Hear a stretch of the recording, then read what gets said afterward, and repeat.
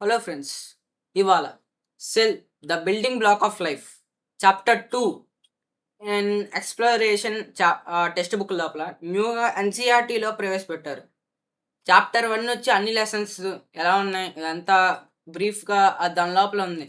అది మీరు కావాలంటే చూసుకోండి. టెక్స్ట్ బుక్ పీడిఎఫ్స్ గూగుల్లో మీకు అవైలబుల్గానే ఉంటాయి.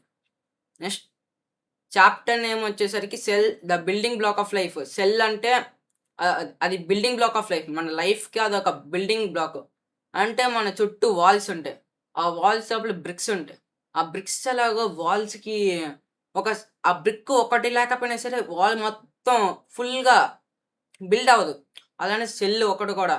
సెల్ అంటే కొన్ని డెడ్ సెల్స్ ఉండొచ్చు. వాటి గురించి మనం ఈ లెసన్లో పూర్తిగా తెలుసుకోబోతున్నాం. అంటే సెల్స్‌లోనే రకాలేంటి, ప్లాంట్ సెల్స్, యానిమల్ సెల్స్ వాటి గురించి నేర్చుకోబోతున్నాం. Cells. It is widely accepted amongst the scientific community that life originated in water. Some researchers believe that life may have originated in small water pools with changing environmental conditions rather than in the oceans. Hot springs are examples of such environments. In India, the hot springs of Puga Valley in Ladakh mountain were very high temperatures, nearly at the boiling point of water. Even in a cold climate, these environmental conditions seem to be similar to those on the early Earth. About 3.5 billion years ago, the organisms living in these hot springs are mostly heat-loving bacteria called thermophiles, which are unicellular. ఎక్కువగా scientific community life అనేది వాటర్‌లోనే originate అయింది. Water లోపలే ప్రారంభమైంది అని అనుకుంటారు. అది ఆ వాటర్‌లోని ఎక్కువగా కండిషన్స్, లైఫ్ పుట్టడానికి కండిషన్స్ అని ఎక్కువగా వాటర్ పూల్స్ లోపలే అవైలబుల్‌గా ఉంటాయని చెప్పి అనుకుంటారు. మెయిన్‌గా హాట్ స్ప్రింగ్స్. ఇండియాలో చూసుకుంటే పూగా వ్యాలీలో Ladakh maintain very high temperatures. Ladakh maintain very high temperatures. అది చుట్టూ కోల్డ్ క్లైమేట్ ఉండిద్ది. కానీ బాయిలింగ్ పాయింట్ ఆఫ్ వాటర్ వరకు అక్కడ హాట్ స్ప్రింగ్స్ అనేవి ఉంటాయి. అక్కడ లైఫ్ అనేది ఉంది. These environmental conditions seem to be similar to those on the early earth. ఇలాంటి ఎన్విరాన్మెంటల్ కండిషన్స్ ఎర్లీ ఎర్త్‌లో కూడా ఉన్నాయి. అబౌట్ 3.5 బిలియన్ ఇయర్స్ ఎగో, అంటే 3.5 బిలియన్స్ క్రితం, the organisms living in these hot springs are mostly heat loving bacteria. ఈ hot స్ప్రింగ్స్‌లో 3.5 billions years ago జీవించినవి ఒక heat loving, అంటే హీట్‌కి బాగా అది అలవాటు పడిన బ్యాక్టీరియా అయి ఉండిద్ది. వాటిల్లో మనం థర్మోఫైల్స్ అని అంటాం. Which are unicellular. థర్మోఫైల్స్ అనేవి యూనిసెల్యులర్ అంటే సింగిల్ సెల్డ్, అంటే ఒకే ఒక సెల్ ఉండిద్ది. వాటిల్లో మనం యూనిసెల్యులర్ అంటాం. యూనిసెల్యులర్‌కి ఎగ్జాంపుల్స్ థర్మోఫైల్స్. థర్మోఫైల్స్ అంటే heat loving bacteria. Some scientists from the Birbal Sahni Institute of Paleosciences, Lucknow, studied these hot springs and found that calcium carbonate formed rapidly around them. Scientists from the Birbal Sahni Institute of Paleosciences నుంచి Birbal Sahni institute నుంచి, అంటే బీర్బల్ సహ్ని ఇన్స్టిట్యూట్లో పేలో science నుంచి దాని నుంచి ఉన్న scientist Lucknow లోపల ఈ హాట్ స్ప్రింగ్స్ గురించి స్టడీ చేశారు. ఈ హాట్ స్ప్రింగ్స్ చుట్టూ కాల్షియం కార్బోనేట్ అనేది ర్యాపిడ్గా ఫామ్ అయి ఉన్నాయి. These deposits may have protected early organic molecules from harmful radiation and extreme condition. ఈ డిపాజిట్స్, కాల్షియం కార్బోనేట్ డిపాజిట్స్ అనేవి ఇవే ప్రొటెక్ట్ చేసిద్ది. వీటిని ఆర్గానిక్ మాలిక్యూల్స్‌ని ప్రొటెక్ట్ చేసిద్ది. దేని నుంచి? హార్మ్ఫుల్ రేడియేషన్ నుంచి ఈ ఆర్గానిక్ మాలిక్యూల్స్ అనేవి ప్రొటెక్ట్ చేయబడతాయి. దేని ద్వారా? కాల్షియం కార్బోనేట్ ద్వారా. And they may have also helped in the formation of the first protective membrane, the barrier that defines a cell. And they may have also helped in the formation of first protective membrane. ఇవి calcium carbonate అనేది ర్యాపిడ్‌గా form ఉంది కదా! ఇదనేది ఒక protective membrane కింద కూడా ఫస్ట్‌గా protective membrane కింద కూడా ఫార్మేషన్ అవ్వడానికి హెల్ప్ అయ్యి ఉంటుంది. హెల్ప్ చేస్తుంది. The barrier that defence a cell. The barrier. ఈ బ్యారియర్‌ని మనం డిఫెన్స్ ఎ సెల్. సెల్ అని చెప్పి అంటాం. All living organisms are made up of cells. అన్ని లివింగ్ ఆర్గానిజమ్స్. అంటే living organisms examples animals, plants ఇవన్నీ. యానిమల్స్‌లోనే హ్యూమన్స్. అంటే లివింగ్ వేటికైతే ప్రాణం ఉందో అవన్నీ సెల్స్‌తో మేడప్ అయ్యి ఉండిద్ది. ఖచ్చితంగా సెల్స్‌తో మేడప్ అయ్యి ఉండిద్ది. అది ఒక సెల్ అవ్వచ్చు. లేకపోతే 3 సెల్స్ అంటే 1 ఆర్ మోర్ సెల్స్ కూడా అయ్యుండొచ్చు. ముందు ముందు చూద్దాం. The cell represents the basic level at which life exists. Some organisms such as bacteria or yeast consist of only cell. One cell, only one cell. మనం bacteria గాని చూసుకుంటే, east గాని చూసుకుంటే, వాటికి ఒక సెల్ మాత్రం ఉండిద్ది. వాటిని మనం యూనిసెల్యులార్ ఆర్గానిజమ్స్ అని అంటాం. ఇందాక మనం థర్మోఫైల్స్ కూడా చూసుకున్నా సరే, ఏవైతే హీట్ లవింగ్ బ్యాక్టీరియా, థర్మోఫైల్స్ అవి కూడా యూనిసెల్యులర్ ఎగ్జాంపులే. While others like plants, fish, birds or humans are made up of millions of cells. ఎలా అయితే సెల్స్ మల్టీ సెల్యులర్ అంటాం, cells multicellular that work together. ఎలా అయితే ఇప్పుడు ఒక సెల్‌తో ఈ యూనిసెల్యులర్ అని చెప్పి అంటాం కదా! ఇప్పుడు plants, fish, birds or humans ఇవన్నీ చాలా ఉన్నాయి కదా! Fish, birds or humans. ఇవనేవి ఎక్కువ సెల్స్‌తో మేడప్ అయి ఉండిద్ది. ఒక సెల్‌తో మేడప్ అయి ఉండవు. మిలియన్స్, బిలియన్స్, ట్రిలియన్స్ చాలా ఎక్కువ సెల్స్‌తో మేడప్ అయి ఉండిద్ది. మల్టీ సెల్యులర్ అంటాం వీటిల్ని. ఇవన్నీ వర్క్ టుగెదర్ కలిసి పని చేస్తాయి. A group of similar cells performing similar functions form tissues. A group of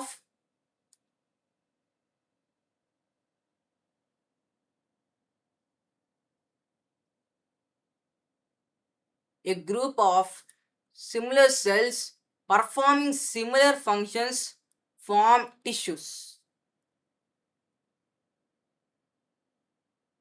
group of similar cells. ఇలాంటి సెల్స్ అన్నీ సిమిలర్ సెల్స్, ఒకేలాంటి సెల్స్. ఇవన్నీ గ్రూప్‌గా పర్ఫార్మింగ్ సిమిలర్ ఫంక్షన్స్. ఒకే ఫంక్షన్స్ పర్ఫార్మ్ చేసి గ్రూప్‌గా ఉన్న వాటిని ఒక దాన్ని ఫార్మ్ చేసిద్ది. దాన్ని మనం టిష్యూస్ అంటాం. Different tissues are organized to form an organ and several organs work together to form an organ systems. అంటే వేరే వేరే రకాల టిష్యూస్ అని అన్నీ కలిపి ఆర్గాన్ కింద ఫామ్ అవుతాయి. And several organs work together to form organ systems. అన్ని ఆర్గన్స్ కలిసి పనిచేసి ఆర్గాన్ సిస్టమ్స్ని బిల్డ్ చేస్తాయి. such as nasal pores, nasal cavity, trachea and lungs from respiratory system. Nasal cavity, respiratory system నుంచి nasal pores కానీ, nasal cavity కానీ, trachea కానీ and lungs ఊపిరితిత్తులు అవన్నీ రెస్పిరేటరీ సిస్టమ్స్లో ఆర్గాన్స్ కదా. ఇవనేవి ఈ ఆర్గాన్స్ ఇదంతా కలిపి ఒక organ system, type of organ system. Organs అన్ని కలిపి ఒక ఆర్గాన్ సిస్టమ్ని ఫామ్ చేస్తాయి. ఇక్కడ ఇచ్చిన దాని ప్రకారం చూస్తే ఆర్గాన్ సిస్టమ్కి ఒక ఎగ్జాంపుల్ ఇచ్చారు, అది respiratory system.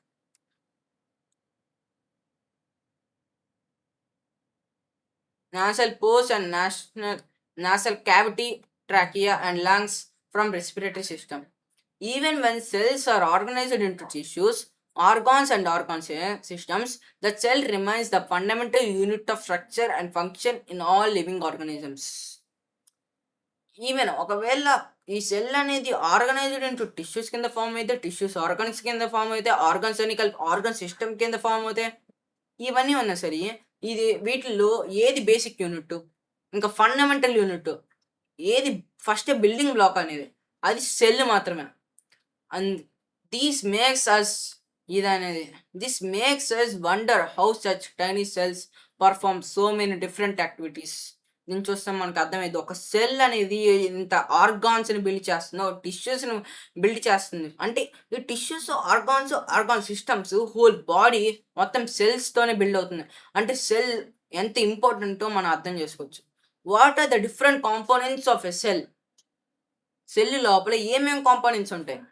How do cells in our body communicate with each other? ఎలా వేరే సెల్స్‌తో అవి కమ్యూనికేట్ అవుతాయి మన బాడీ లోపల. Do cells live forever? ఈ సెల్స్ అనే ఆర్ దే డ ఆర్ డు దే డై? ఈ సెల్స్ అనేవి ఎప్పుడూ బతుకుతూనే ఉంటాయా? లేకపోతే చనిపోతాయా ఎప్పుడైనా? అని ఒక క్వెషన్. ఇన్ దిస్ చాప్టర్ ఇవన్నీ మనం ఈ చాప్టర్‌లో నేర్చుకుంటాం. ఇంకా next concept how to study cells. సెల్స్‌ని ఎలా స్టడీ చేయాలి మనం? What do we call the ability of the human eye to see two very close objects as separate and distinct? Imagine two tiny dots drawn on a piece of paper. As the dots are moved closer, there comes a point at which ఇదంతా ఒక activity మీరు చూసుకోవచ్చు. కానీ లాస్ట్‌లో ఒక point మాత్రం explain చేస్తున్నా. ఇది ఆల్రెడీ మనకి అంతకుముందు టెక్స్ట్ బుక్‌లో, ఎయిత్ క్లాస్ టెక్స్ట్ బుక్‌లో ఆల్రెడీ యాక్టివిటీ అని ఉంది లాస్ట్ లెసన్‌లో. అంటే ఏమి లేదు, 2 పాయింట్స్ తీసుకోండి. ఒకటేమో ఒక డాట్, ఇంకోటేమో ఒక యాక్స్. అవి 25 5 సెంటీమీటర్స్ అలా చేయండి. అలా దగ్గర తీసుకొనెళ్ళండి. అవన్నీ ఆ పాయింట్స్ అనేవి మనకి కనబడవు కొంత దగ్గర తీసుకొనెళ్ళిన తర్వాత. అలా ఒక కరెక్ట్ పాయింట్‌కి అలా దగ్గర తీసుకొనెళ్తున్నప్పుడు ఒక కరెక్ట్ పాయింట్ ఉండిద్ది. అక్కడ మీకు కరెక్ట్‌గా 2 పాయింట్స్ కలిపి కనబడతాయి. అది 0.1 మిల్లీమీటర్ డిస్టెన్స్‌లోనే మనకు కనబడిద్ది. దేన్ని మనం ఏమంటామంటే the limit of resolution of the human eye ఈ విచ్ ఈస్ 0. దీన్నే మనం limit of resolution of human eye అంటాం. ఏమిటది? 0.1 మిల్లీమీటర్ ఆఫ్ హ్యూమన్ ఐకి లిమిట్ ఆఫ్ రెజల్యూషన్ ఎంత? 0.1 mm.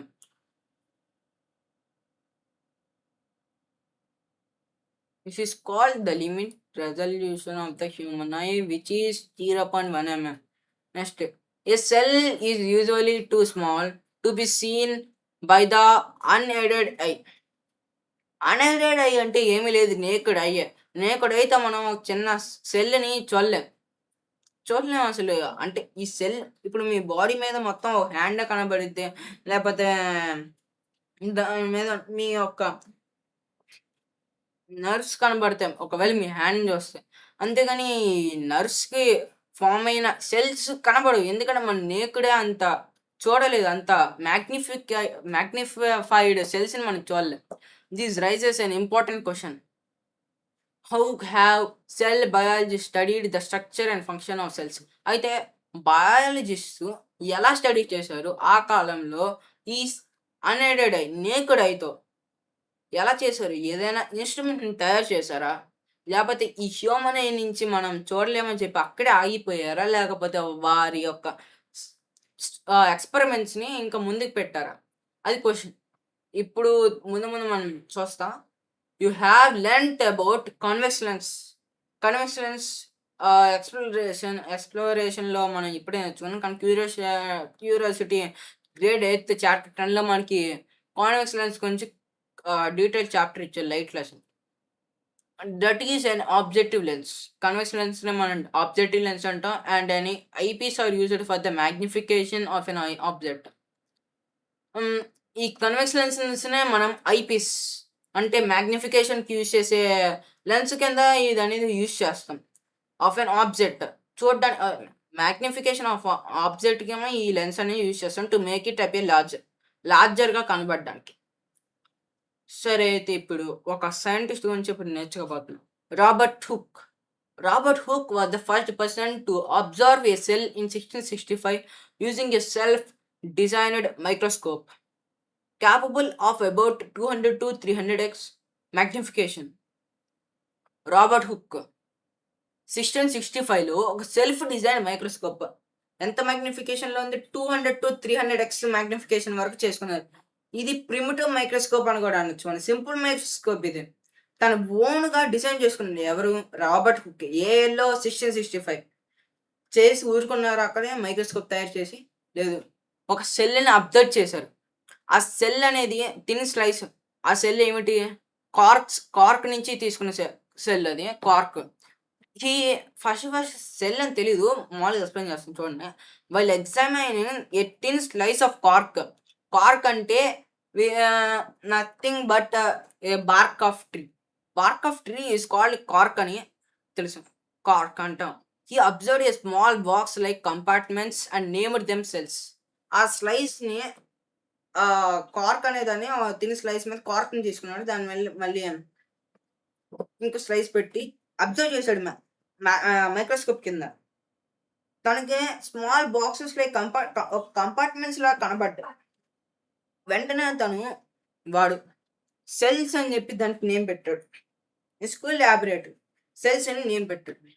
Next in school laboratories light microscopes are used to observe objects using different objective lens. School ల్యాబొరేటరీస్‌లో ఎక్కువగా ఈ primitive microscopes అనేవి మనం use చేస్తాం. 10x, 40x, 100x అలా 1000x వరకు కూడా ఉండొచ్చు. 1000x means electron microscope. మైక్రోస్కోప్స్‌లో కూడా చాలా టైప్స్ ఉన్నాయి. Primitive microscope, simple microscope, compound microscope, electron microscope. Electron microscope అనేది చాలా మ్యాగ్నిఫికేటెడ్ లెన్స్ ఉండిద్ది. బాగా అబ్జర్వ్ చేయొచ్చు దాని లోపల ఇంకా డీప్‌గా. సో, లెసన్‌లో అయితే to achieve better magnification and resolution under visible light, explore different parts of a microscope in your school laboratory and use it to observe the structures of various materials. Under the microscope, you will see a magnified image of an object. Can you estimate its actual size? మనం ఈ microscope కింద ఏదైనా ఒక ఆబ్జెక్ట్‌ని పెడితే మనం magnified image అని కనబడిద్ది. Magnified image అంటే మన ఎగ్జాంపుల్‌కి సెల్లే తీసుకుందాం. ఆ సెల్ యొక్క యాక్చువల్ సైజ్‌ని మీరు కనిపెట్టగలరా? యాక్చువల్‌గా అంటే ఎలాంటి క్యాలిక్యులేషన్స్ కనిపెట్టగలదా? కనిపెట్టలేకపోతే క్యాలిక్యులేషన్స్ చేసి చూద్దాం. సరే, ఇప్పుడు నెక్స్ట్ టాపిక్ యాక్టివిటీ లోపలికి వెళ్ళకముందు ఒకసారి మనం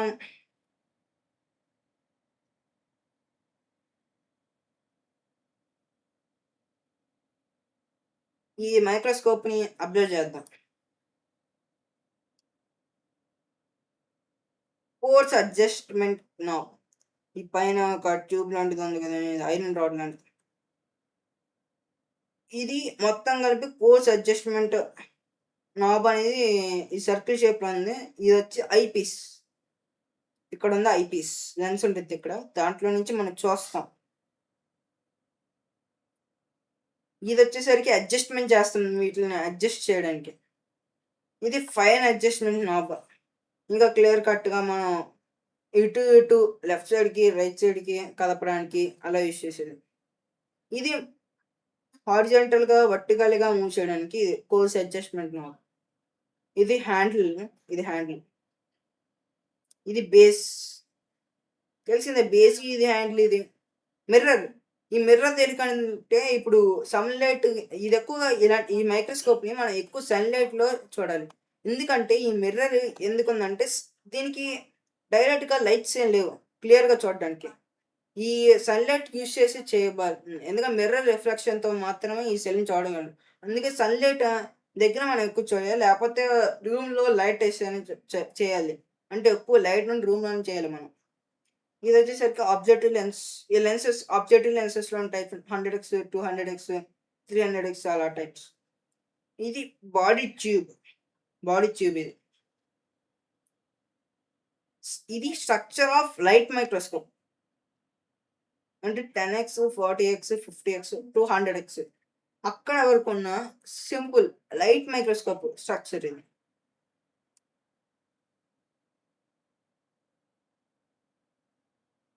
Activity 2.1. Let's estimate the size of a cell. Size of a cell ని మనం ఎస్టిమేట్ చేయబోతున్నాం. Take a transparent roller with millimeter markings. Millimetre markings మనం ఒక ట్రాన్స్పరెంట్ రోలర్‌ని తీసుకోవాలి. Place the roller on the stage of a microscope. Microscope stage అంటే ఇదిగోండి. ఇక్కడ పైన మనం మైక్రోస్కోప్లో చూసిన స్టేజ్ అనేది ఆ స్టేజ్ మీద ప్లేస్ చేయమంటున్నారు. దేన్ని? రూలర్ని. On it choosing the adjustment నాబ్ని యూస్ చేసి మనం కరెక్ట్గా అండ్ అడ్జస్ట్మెంట్ నాబ్ని యూస్ చేసి అబ్జర్వ్ చేయమంటున్నారు. Diameter of the circular field of view through the eyepiece and measure it in millimetres. Eyepiece నుంచి మనం చూసి దాన్ని రోలర్తో మనకి కనబడే స్లైస్ మీద ఉన్న సెల్ ఉంటుంది కదా, దాని డయామీటర్ని మిల్లీమీటర్స్లో కొలవమంటున్నారు. Convert the diameter from millimetre to micrometre. అంటే ఎక్కువగా మనం ఈ సెల్స్, పార్టికల్స్, యాటమ్స్ ఇవన్నీ మైక్రోమీటర్స్, మిల్లీమీటర్స్ అలానే మనం కొలుస్తాం. అందుకే ఏం చేస్తారంటే ఇప్పుడు ఎగ్జాంపుల్గా మనకి 5 మిల్లీమీటర్స్ వచ్చింది అనుకోండి, దాన్ని మనం మైక్రోమీటర్స్ కింద కన్వర్ట్ చేసుకోవాలి. సరే, ఇప్పుడు suppose the diameter of the visible field is 5 metres, meaning 5 into 1000 is equal to 5000 micrometres. అంటే దీని అర్థం ఏంటంటే ఇప్పుడు 1 millimetre is equal to 1000 micrometres.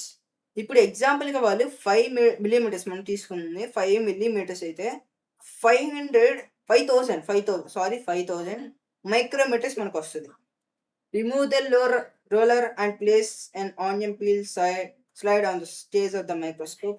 Focus on the slide and count the numbers of cells present along the diameter of the field of view on straight line. మనం ఇంత clue చేసిన దానికి మనం డయామీటర్ కనుక్కున్నాం కదా. ఇప్పుడు నెక్స్ట్ మనం ఐపీస్ ద్వారా చూసి ఆ డయామీటర్లో ఉన్న సెల్స్ని కౌంట్ చేయబోతున్నాం. present along the diameter to field of view in only straight line. Diameter మీద స్ట్రైట్గా ఉన్న ఆ సెల్స్ని మనం కౌంట్ చేయబోతున్నాం. ఎస్టిమేషన్గా మన the real size of the cell using the formula unit conversion 1 millimeter is equal to 1 millimeter is equal to 1000. ఇంత చెప్పాను కదా, micrometre 1 millimeter is equal to 1000 micrometres అని. అదే estimated size of the onion peel cell. Diameter of the visible cell in micrometer by number of cells along the diameter.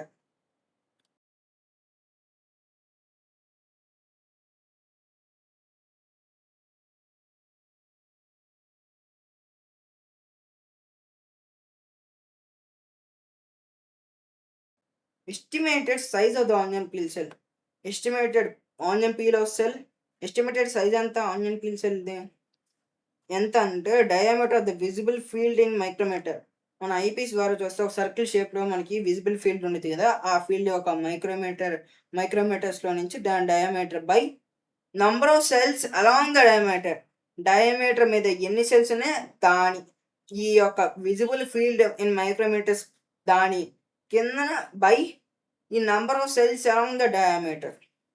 Formula ఇది.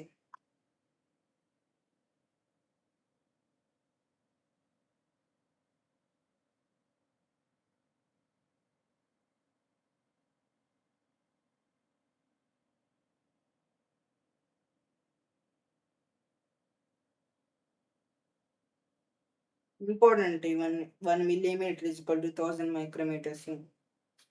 ఇవన్నీ important. ముందు సమ్స్లో important. ఇదంతా activity గురించే. అయినా మనం చూద్దాం ఏముందని. Suppose 25 cells. ఇప్పుడు మనం ఇక్కడ ఎగ్జాంపుల్ చెప్తున్నారు, 7th స్టెప్ ఇది. Suppose 25 cells are seen along the diameter. ఇప్పుడు డయామీటర్కి బారుగా 25 సెల్స్ ఉన్నాయి అనుకోండి. In that case, the size of one onion cell would be 5000 micrometers by 25. That is called 200 micrometers. ఏమన్నారు? ఫార్ములా ప్రకారం మనకు అంతకుముందు ఎంత వచ్చింది? Diameter of the visual field in micrometres వచ్చి 5000 మైక్రోమీటర్స్ వచ్చింది. మళ్ళీ నంబర్ ఆఫ్ సెల్స్ ఎలా ఉందో డయామీటర్ ఎన్ని వచ్చాయి? 25 సెల్స్ వచ్చి అంటే మీరు చూసి చూడండి. కానీ ఇక్కడ టెక్స్ట్ బుక్లో దాని ప్రకారం చూస్తే 25 సెల్స్ ఇచ్చారు డయామీటర్కి స్ట్రైట్గా ఉన్నది. దాన్ని బై చేస్తే దీన్ని దానితో బై చేస్తే మనకి 200 మైక్రోమీటర్స్ ఇక్కడ వచ్చింది. మీరు దాన్ని ప్రాక్టికల్గా చేసి చూడండి. అది కామెంట్ సెషన్లో పెట్టండి, నేను చూస్తాను అది ఎంతమంది పెట్టారు, ఎంతమంది రెస్పాన్స్ అవుతున్నారు. If the estimated size of an onion peel cell is 200 micrometers, how much does a light microscope magnifying these cells? The total magnification of a microscope depends on its magnifying power of the eyepiece and the objective lens.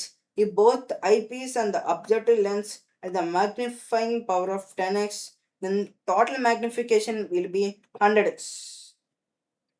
ఇప్పుడు magnification ఎలా కొలవాలి అంటే ఒక simple microscope తీసుకుందాం. మనకు ఒక eyepiece ఉంది.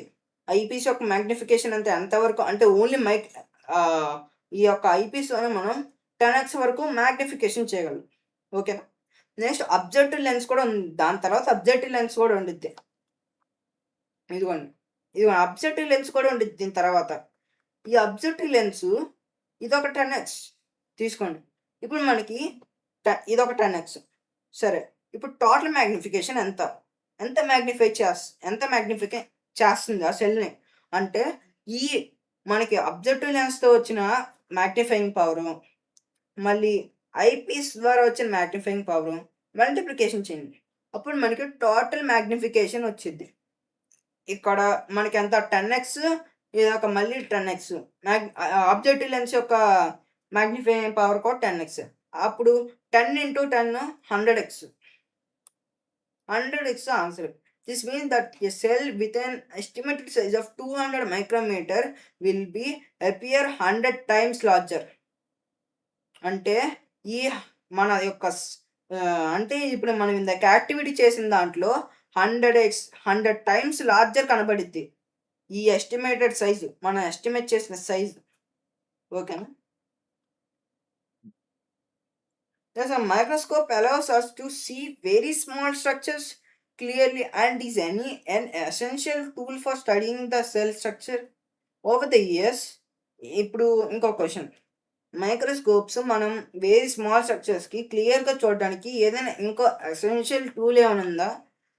మళ్ళీ సెల్స్ స్ట్రక్చర్ చూడడానికి కూడా ఎసెన్షియల్ టూల్ ఏమైనా ఉందా అని అడుగుతుంది.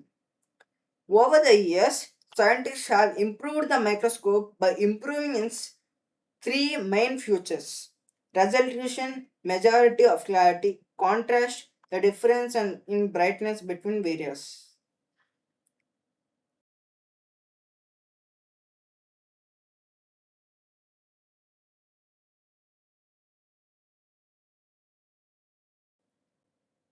చాలా ఇయర్స్ తర్వాత సైంటిస్ట్ అనే వాళ్ళు ఇంప్రూవ్ చేశారు మైక్రోస్కోప్ని. అంటే రాబర్ట్ హుక్ తయారు చేసిన మైక్రోస్కోప్ నుంచి అలా ఇంప్రూవ్ చేసుకుంటూ వచ్చారు. అలా ఒక పీరియడ్లో సైంటిస్ట్ కూడా ఇలాంటి సైంటిస్ట్ గ్రూప్ ఆఫ్ సైంటిస్ట్ మైక్రోస్కోప్ని బాగా ఇంప్రూవ్ చేశారు. అంటే ఎసెన్షియల్ ఫీచర్స్ని ఇంప్రూవ్ చేశారు. ఆ మెయిన్ ఫీచర్స్ ఏంటంటే రెజల్యూషన్, బాగా క్లారిటీ ఇవ్వడంలో కొత్త రెజల్యూషన్ పెట్టారు, కొత్త రెజల్యూషన్ చేశారు. Contrast, the difference in brightness between various parts of an object. ఒక పార్ట్ నుంచి ఇంకో పార్ట్ వరకు బ్రైట్నెస్ ఎక్కువ అవ్వడం అదొక ఫ్యూచర్. అది ఇంకో ఫ్యూచర్ ఇచ్చారు. మళ్ళీ మ్యాగ్నిఫికేషన్లో కూడా కొత్తగా ఇంప్రూవ్ చేశారు, ఉన్న వాటిని ఇంప్రూవ్ చేశారు. These improvements have turned microscope into powerful tool for studying cells. ఇలా కన్వర్ట్ చేయడం వల్ల, ఇలా ఇంప్రూవ్ చేయడం వల్ల ఈ స్టడీయింగ్, ఈ మైక్రోస్కోప్ అనేది బాగా పవర్ఫుల్ టూల్ అనేది అయింది దీన్ని సెల్స్ స్టడీ చేయడానికి. You can see a picture of the lower surface of colocasia leaf observed under a scanning electron microscope నేను ఆల్రెడీ చెప్పాను. ఎలక్ట్రాన్ మైక్రోస్కోప్ చాలా బాగా విజిబుల్ చేసిద్ది. బాగా మ్యాగ్నిఫికేషన్ లెన్స్ ఉంటాయి, బాగా మ్యాగ్నిఫైడ్ ఆబ్జెక్ట్ లెన్స్ ఉంటాయి, 1000x అలా ఉంటుంది. మ్యాగ్నిఫికేషన్ ఐపీసీ 1000x ఉంటుంది. మళ్ళీ అబ్జెక్టివ్ లెన్స్ 1000x, 1000 × 1000 10 lakhs అలా ఉంటాయి. 1 lakh అంత మ్యాగ్నిఫికేషన్ చేస్తుంది. ఎలక్ట్రాన్ మైక్రోగ్రాఫ్ పిక్చర్ ఇచ్చారు, పిక్చర్ చూడండి ఒకసారి. Electron micrograph of lower surface of colocasia leaf showing stoma. అంత చూడండి, ఎంత ఎలక్ట్రాన్ మైక్రోస్కోపు. మనం ఈ సింపుల్ మైక్రోస్కోప్ కన్నా బాగా చేసిన దాంట్లో చూస్తే బాగా డీప్గా డెవలప్డ్ ఇమేజ్ అనేది మనకు వస్తుంది. ఎంత clear image, clear cut image, stoma లోపల ఏముండిద్ది, ఎక్స్‌రే తీసినట్లు ఉండిద్ది. ఇంప్రూవ్ చేసిన తర్వాత పిక్చర్. ఇప్పుడు next topic structure of a cell. సరే, we have learned that the cells are organized into specialized tissues and organs and collectively perform specific function. మనం already first పారాగ్రాఫ్‌లోనే చూసాం. Cells అనేవి టిష్యూస్‌లా convert అయ్యి, tissues అనేవి ఆర్గాన్స్‌లా convert అయ్యి, organs అనేవి organ సిస్టమ్స్‌లా convert అయ్యాయి. అంటే ఆర్గాన్స్ అనేవి అన్నీ కలిపి ఆర్గాన్ సిస్టమ్స్‌లో అయ్యాయి. సెల్స్ అన్నీ కలిపి ఒక టిష్యూలో మారి, టిష్యూస్ అన్నీ కలిపి ఆర్గాన్స్‌లో మారి, ఆర్గాన్స్ అన్నీ కలిపి ఆర్గాన్ సిస్టమ్ అయ్యాయి. ఆర్గాన్ సిస్టమ్ మనకు ఒక ఎగ్జాంపుల్ కూడా ఇచ్చారు. నాసల్ క్యావిటీ అని చెప్పి, నోస్, మళ్ళీ lungs, trachea,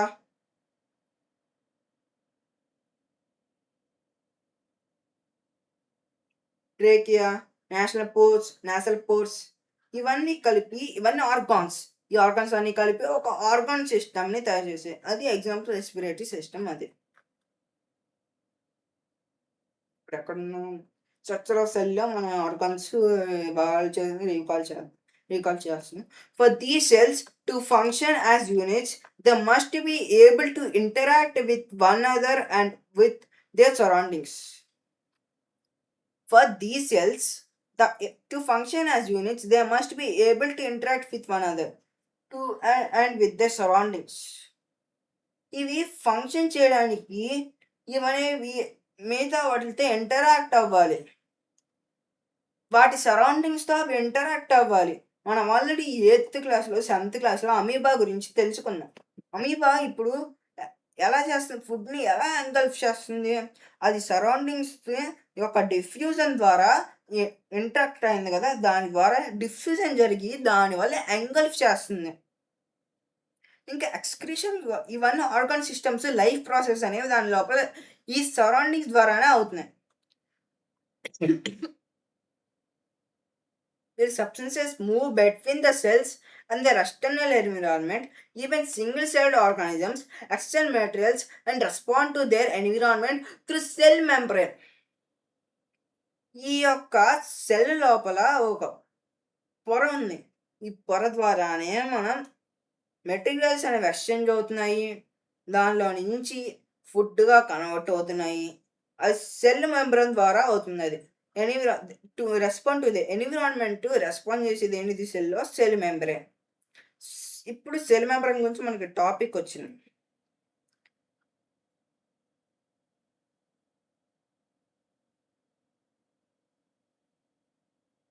cell membrane. Next cell membrane అంటే the universal feature of a cell. The universal feature of a cell ఏమిటి? Cell membrane. The cell membrane is a thin boundary. Cell membrane అంటే ఏమిటి? అదొక thin boundary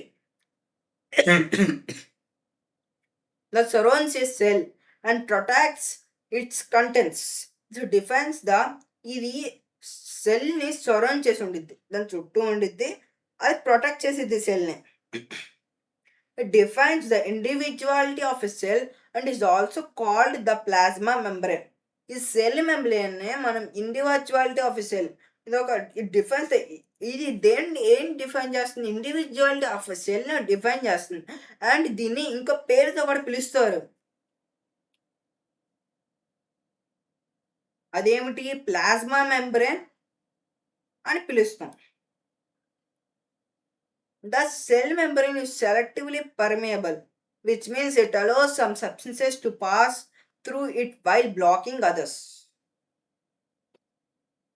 ఇది selectively permeable membrane అంటే cell membrane. ఎందుకంటే తను కావలసిన వస్తువుని తన ద్వారా పాస్ చేస్తుంది. కానీ కొన్నిటిని మాత్రం అది పాస్ చేయనవదు, బ్లాక్ చేసేసిద్ది. అందుకే సెలెక్టివ్లీ పర్మియబుల్ మెంబ్రేన్ అంటాం. ఇది చాలా ఇంపార్టెంట్ పార్ట్. ఎన్సీఆర్టీ క్వశ్చన్ ఇది. Why cell membrane is called selectively permeable membrane అంటే ఇది రాయాలి. Why The cell membrane is selectively permeable, which means it allows some substances to pass through it while blocking others. అని answer రాయాలి. You have learnt how oxygen and carbon dioxide move across the membranes of alveoli in the lungs. How does the structure of the cell membrane in the cells of alveoli control the movement of substances across it? మనం already లంగ్స్లో last part ఉంటుంది కదా, అల్వియోలే first పార్టే sorry, అల్వియోలే నుంచి oxygen ఇంకా carbon dioxide అనేవి ఆ membranes అల్వియోలే membranes ద్వారా ఎలా లంగ్స్లో ఎలా మూవ్ అవుతున్నాయి. How is the structure of cell membrane in the cells of ఈ సెల్స్ ఆఫ్ అల్వియోలేలో ఈ structure of the cell membrane ఎలా ఉంటుంది, ఎలా కంట్రోల్ చేస్తుంది ద మూవ్మెంట్ ఆఫ్ సబ్స్టెన్స్, దాని ద్వారా వెళ్ళే సబ్స్టెన్సెస్ని ఎలా కంట్రోల్ చేస్తుంది, దాన్ని మనం ఎక్స్పెరిమెంట్ చేద్దాం. ఎక్స్పెరిమెంట్ రూపంలో కనుక్కుందాం with the help of a kitchen knife. ఒక కిచెన్ నైఫ్ తీసుకోండి. ఒక kitchen knife carefully cut a potato into 2 pieces of రఫ్లీ ఈక్వల్ సైజ్. రఫ్గా మీరు ఒక పొటాటోని తీసుకోండి, దాని చుట్టూ పొర ఉండిద్ది కదా, దాన్ని మొత్తం తీసేసి నీట్గా తీసేసిన తర్వాత ఒక రఫ్గా మీరు ఊహించుకుని, ఓకే నేను ఇలా కట్ చేస్తుంది 2 ఈక్వల్గా ఉండొచ్చు అని చెప్పి 2 parts రఫ్గా ఊహించుకొని ఆ 2 parts తీసుకోండి. తీసుకున్న తర్వాత measure and record the initial weight of the both the pieces using a weighing balance. Weighing బ్యాలెన్స్ని యూజ్ చేసి వాటి ఇనిషియల్ వెయిట్స్ ఎంత ఉన్నాయో కనుక్కోండి. Put 1 piece of the potato in beaker A with plain water. Beaker A, ఒక బీకర్కి మనం ఒక నేమ్ ఇచ్చుకుందాం. బీకర్ ఏ లోపల ఒక వాటర్ వేయండి. ఫస్ట్ వాటర్ వేసిన తర్వాత ఒక పొటాటో ఆల్రెడీ కట్ చేసుకుని ఆ పొటాటో ఉందిగా, ఆ పొటాటోను ఒక పీస్ దాని లోపల వేయండి.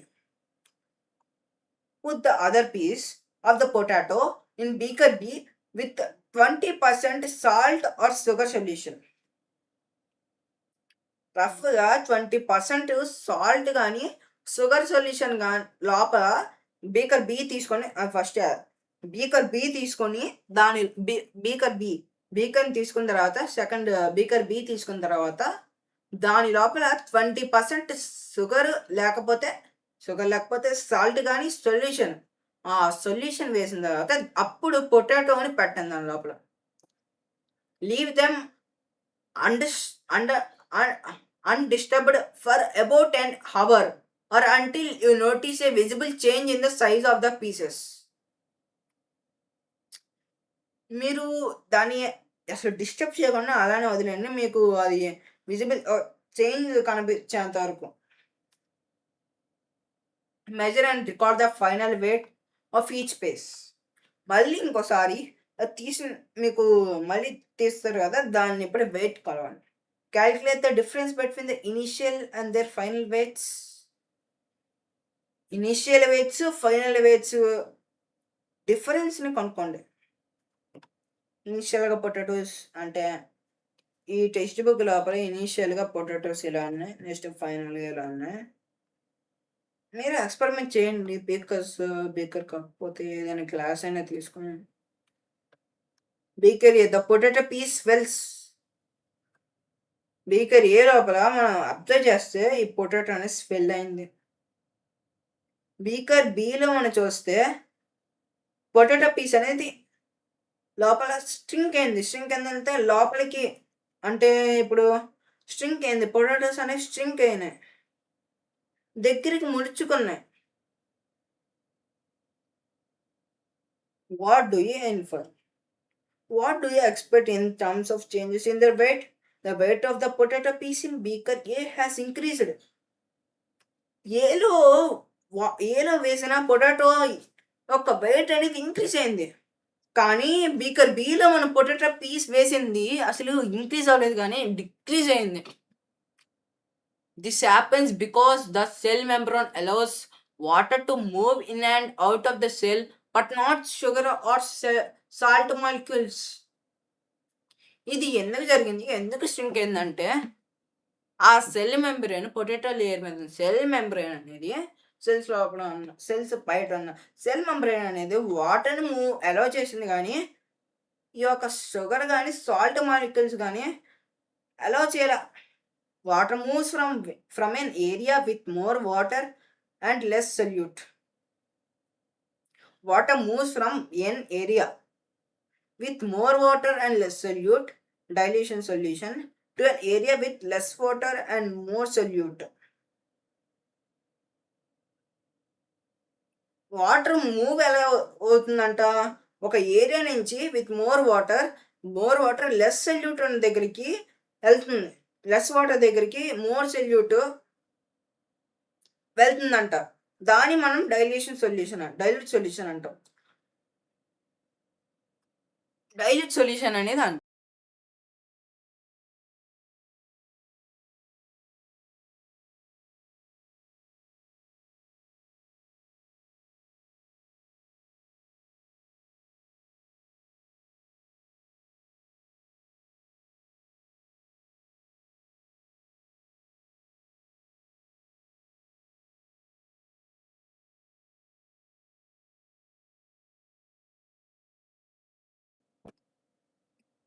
ఈ వాటర్ అనేది లెస్ సొల్యూట్ దగ్గరికి వెళ్తున్నప్పుడు అది డైల్యూట్ సొల్యూషన్, అప్పుడు అది ష్రింక్ అవుతుందంట.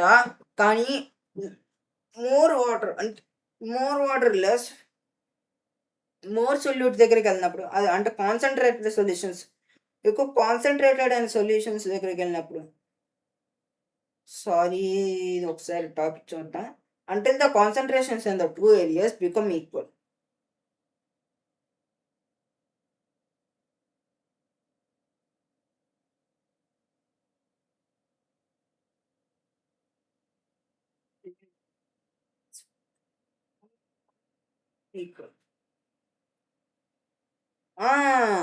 వాటర్ అనేది డైల్యూట్ సొల్యూషన్ నుంచి లెస్ సొల్యూట్ నుంచి మోర్ సొల్యూట్ వరకు వెళ్తుంది. ఎప్పుడు వరకు అలా వెళ్తుంది? డైల్యూట్ సొల్యూషన్ నుంచి కాన్సన్ట్రేటెడ్ సొల్యూషన్స్లో వరకు అలాగా వాటర్ అనేది మూవ్ అవుతుందంటే ఒక ఏరియా నుంచి ఇంకో ఏరియాకి కదులుతుంది.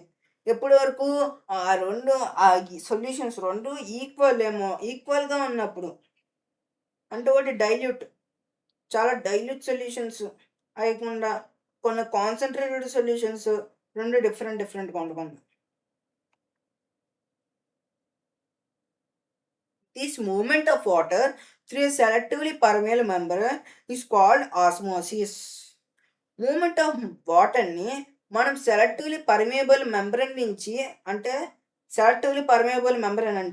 ప్లాస్మా మెంబ్రేన్ నుంచి వెళ్ళడాన్నే మనం ఏమంటాం? ఆస్మోసిస్ అంటాం.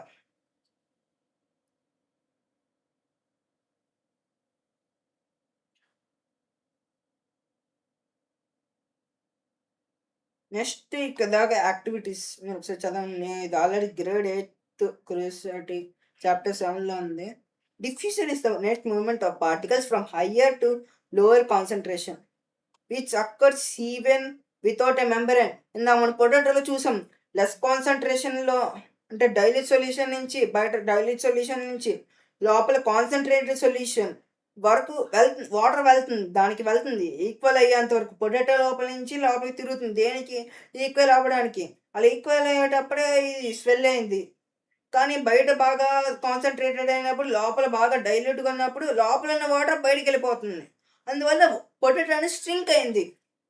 ఇలా వాటర్ వెళ్ళడాన్ని మనం ఆస్మోసిస్ అంటాం. కాన్సెప్ట్ క్లారిటీ అనుకుంటున్నాను నేను. కామెంట్స్లో చెప్పండి ఏదైనా డ్రాబ్యాక్స్, ఎందుకంటే కొత్తగా తయారు చేసిన ఛానల్ ఇది, న్యూలీ. వాయిస్ ఏమైనా క్లారిటీ లేదా కూడా చెప్పాలి. Diffusion is the net movement of particles from a higher to a lower concentration, which occurs even without a membrane. డిఫ్యూజన్కి మెంబ్రేన్ అవసరం లేదు, వాటర్తో పని లేదు, లిక్విడ్స్ అనే కాదు, ఏ లిక్విడ్తో అయినా సరే. డిఫ్యూజన్, ఆస్మోసిస్ రెండు ఒకటే. కానీ నేను ఏమంటున్నానంటే ఇది వాటర్తో పని లేదు. దీనికి వాటర్ బదులుగా ఆయిల్ తీసుకోవచ్చు, గ్యాసెస్ తీసుకోవచ్చు. గ్యాసెస్లో హైడ్రోజన్ లేకపోతే ఆక్సిజన్ ఏమైనా తీసుకోవచ్చు. మధ్యలో సెలెక్టివ్లీ పర్మియబుల్ మెంబ్రేన్ అవసరం లేదు. ఏదైనా ఒక 2 ఆబ్జెక్ట్స్ని వాటర్, గ్యాస్ వెళ్ళడాన్ని spontaneous movement of any particles from higher to lower concentration is called diffusion అంటాం. ఇక్కడ వచ్చేసరికి water higher to lower concentration by water through a selectively permeable membrane is called దాన్ని ఆస్మోసిస్ అంటాం. క్లారిటీ కాన్సెప్చువల్ క్లారిటీ అయింది. Osmosis is the diffusion of water across a selectively permeable membrane. In plants, water from the soil enters root cells by this process of osmosis. వాటర్లో ఇప్పుడు ప్లాంట్స్లో కూడా osmosis జరుగుతుంది. ఎక్కడ plants యొక్క roots దగ్గర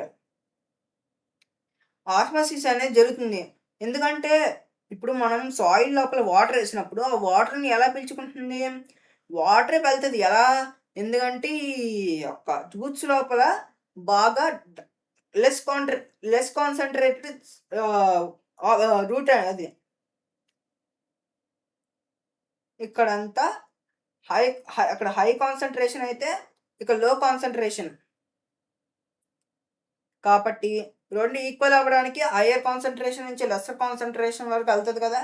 అందుకే water అనేది రూట్స్కి వెళ్తుంది ఇక్కడ ఆస్మోసిస్ ద్వారా.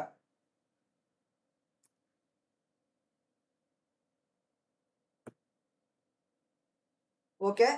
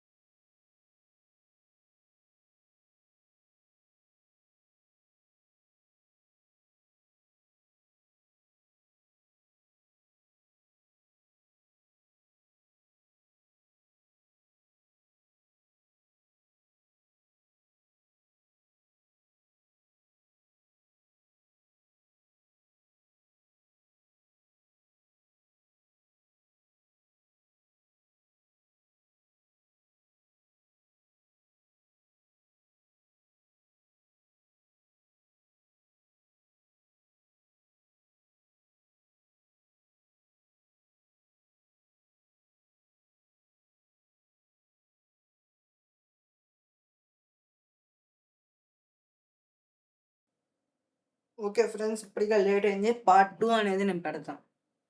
ఓకేనా? నెక్స్ట్ పార్ట్ 2 కోసం వెయిట్ చేయండి. ఎలా ఉందో చూడండి. మీరు ఓకే అంటే నెక్స్ట్ కానీ స్టార్ట్ చేద్దాం. ఇప్పుడు వరకు చాప్టర్స్ రీకాల్ చేద్దాం. ఆస్మోసిస్ అయింది, డిఫ్యూజన్ అయింది, మళ్ళీ why cell membrane is called selectively permeable membrane అయింది, ఆ కాన్సెప్ట్ అండ్ సెల్ స్ట్రక్చర్ అయింది, ఈ మైక్రోస్కోప్ టైప్స్ ఆఫ్ మైక్రోస్కోప్ అయింది, about microscope parts of microscope గురించి అయింది. నెక్స్ట్ ఈ రెడీ టు గో బియాండ్ అని చెప్పి ఎలక్ట్రాన్ మైక్రోస్కోప్ ఉంది. Ready to go beyond electron microscope, ఇది మీరు ఒకసారి ప్రిపేర్ అవ్వండి. ఓకేనా? ఒకసారి ప్రిపేర్ అవ్వండి.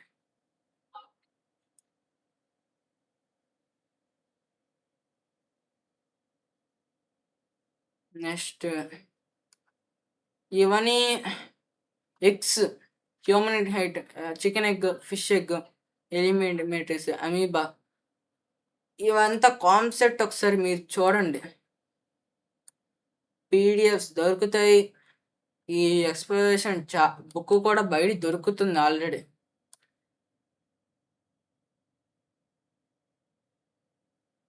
థర్మోఫైల్స్ గురించి నేర్చుకున్నాం. థర్మోఫైల్స్ గురించి ఈరోజు మనం నెక్స్ట్ పార్ట్ నేను రేపు నా యొక్క అఫీషియల్ వెబ్సైట్ లోపల పెడతాను. ఏదో పెద్ద యూట్యూబర్ ఏం కాదు, నేను కూడా ఏదో సింపుల్ 7 సబ్స్క్రైబర్స్ ఉన్నాయి ఇప్పటికే. మీరు మీ ఎంకరేజ్ ద్వారానే నేను ముందుకు వస్తాను. మల్టీ సెల్యులర్, యూనిసెల్యులర్, దీని లోపల మీకు క్లారిటీగా వచ్చిందని అనుకుంటున్నాను. మల్టీ సెల్యులర్, యూనిసెల్యులర్ ఇక్కడ చూసుకున్నా అంటారు multicellular some organs such as bacteria or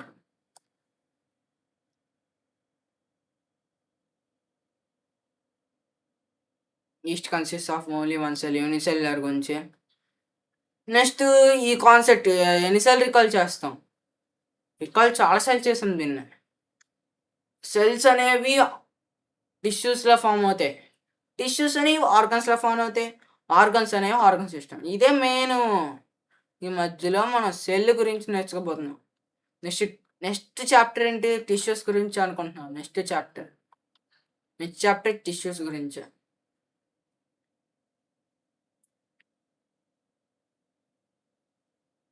what if mung bean seeds are kept in a concentrated solid after soaking? ఇదిగోండి ఈ యాక్టివిటీ చూడండి. పొటాటోస్ కాకుండా ఇది బోర్ కొడుతుందంటే ఈ యాక్టివిటీ చూడండి. మీకు దీనిలానే వస్తాయి. లోపల కాన్సన్ట్రేటెడ్ సొల్యూషన్ డైల్యూట్ సొల్యూషన్ నుంచి బయట కాన్సన్ట్రేటెడ్ సొల్యూషన్ లోపల డైల్యూట్ సొల్యూషన్ అయితే హయ్యర్ నుంచి లోయర్కి వెళ్తాయి కాబట్టి, లోయర్ నుంచి హయ్యర్కి వెళ్తాయి కాబట్టి డైల్యూట్ సొల్యూషన్ నుంచి కాన్సన్ట్రేటెడ్ సొల్యూషన్కి వెళ్తుంది కాబట్టి డిఫ్యూజన్ ఆస్మోసిస్ జరిగింది కాబట్టి బీన్స్ లోపల కూడా మనం సాల్ట్ వాటర్ లోపల పెడితే స్ట్రింక్ అవుతాయి. అవి కూడా స్ట్రింక్ అవుతాయి. బీన్స్ కూడా పెట్టి చూడండి. మంగి బీన్స్ మనం పెట్టి చూడండి. సీడ్స్ ఎక్కువ కొత్త టెక్స్ట్ బుక్ లోపల యాక్టివిటీసే ఉన్నాయి సార్. వ్యూయర్స్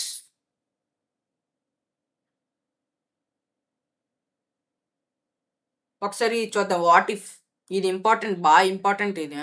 అంతకుముందు మనకి isotonic, hypotonic solutions, hypotonic solutions ఇది బాగా ఇంపార్టెంట్.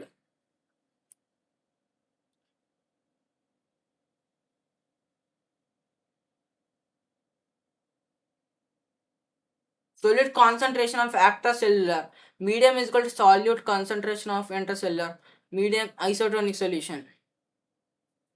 అంటే రెండు ఈక్వల్ అమౌంట్ డైల్యూట్ సొల్యూషన్, ఇది కూడా కాన్సన్ట్రేటెడ్ సొల్యూషన్, రెండు ఈక్వల్గా ఉంటే దాన్ని మనం ఐసోటోనిక్ సొల్యూషన్స్ అంటాం.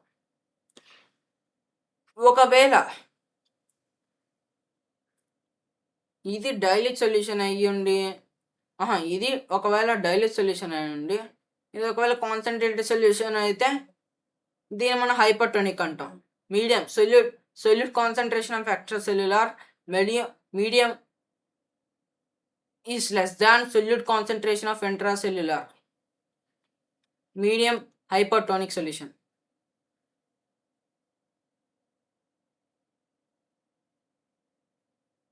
బాగా కాన్సన్ట్రేషన్ ఇది డైల్యూట్. నెక్స్ట్ ఇది డైల్యూట్, దానికన్నా బాగా డైల్యూట్ ఇది. దీన్ని మనం హైపర్టోనిక్ అంటాం. రైటింగ్ బాగాలేదు కదా బ్రోస్? క్లారిటీగా కనబడుతుంది.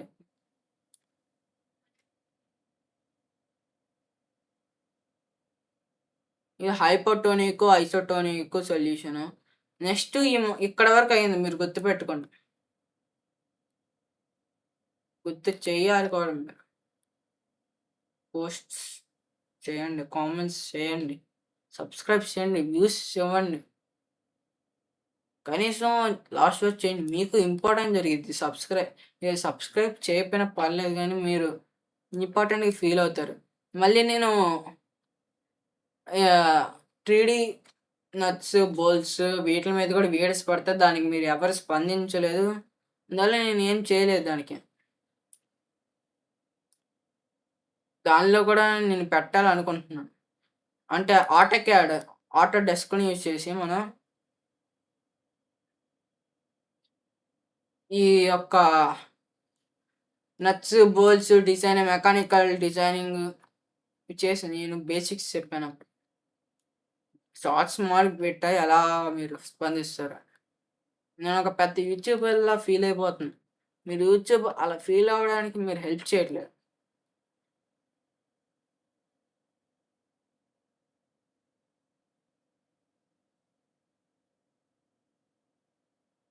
ఇదంతా క్లీన్గా పెట్టుకుందాం మన వెబ్సైట్ లోపల. క్లీన్గా పెట్టుకుంటే హైలైట్స్ నెక్స్ట్ టాపిక్కి ఫ్రీగా ఉందాం. మర్చిపోకండి నెక్స్ట్ టాపిక్ మళ్ళీ ఇంపార్టెంట్ ఇవి. మర్చిపోతే మళ్ళీ వీడియో చూడండి పల్లా. ఇన్సైడ్ చూస్తే అనిసలు గుర్తుండిద్ది. క్లియర్గా ఎక్స్ప్లెయిన్ చేశానని నేను అనుకుంటున్నా. మీకు ఎలా అనిపిస్తుందో మీరు కామెంట్స్లో తెలియజేయండి. ఎన్నిసార్లు తింటారా బాబు బొర్రా, 100 సార్లు చెప్పాం అనుకుంటారా?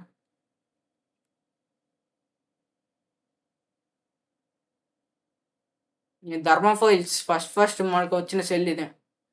ధర్మఫైల్ ఫస్ట్ సెల్ మనకి సెల్ చాప్టర్లోనే ఫస్ట్ ఏదైనా సెల్ గురించి చెప్పారంటే అది ధర్మఫైల్స్ గురించి. మనకు picture cell black of life, cell the building life black of life part 1.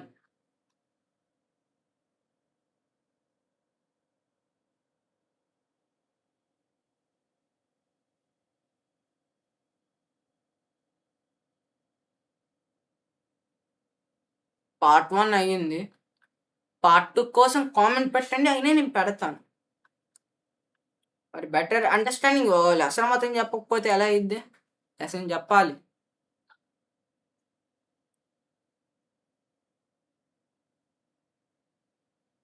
చూద్దాం ఏమేమి రికాల్ చేయాల్సిన మన యాక్టివిటీస్ ఎక్కువ ఉన్నాయి లెసన్లో.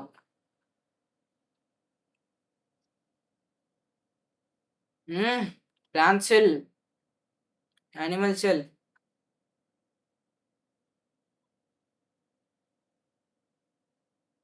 వీటి గురించి ఇవన్నీ ఆర్గానిల్స్, వీటి గురించి కూడా తెలుసుకుంటాం మనం ముందు. చాలా ఉంది చాప్టర్. యాక్టివిటీస్ అని మీరు మ్యాక్సిమం ప్రాక్టీస్ చేయడానికి ప్రయత్నించండి. మిగతా దాన్ని నేను చూసుకుంటా. మిగతా కాన్సెప్ట్ మీకు అర్థమయ్యేలా చేస్తాను.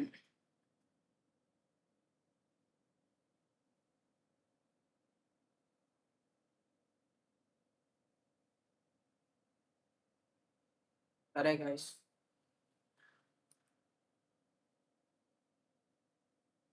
సైంటిస్ట్ గురించి కూడా ఈ చాప్టర్స్లో ప్రశ్న.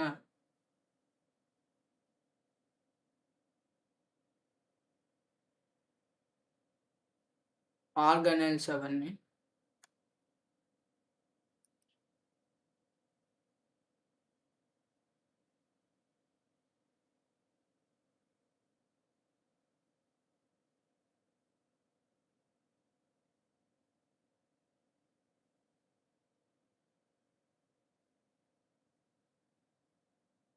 సరే గైస్, టాపిక్ ended.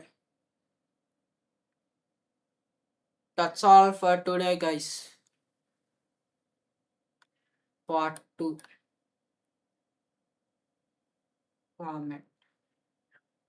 కామెంట్ చేయండి. పార్ట్ 2.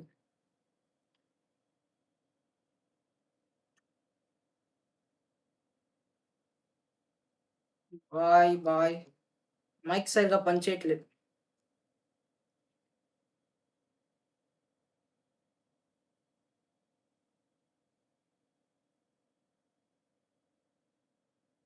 Okay bye.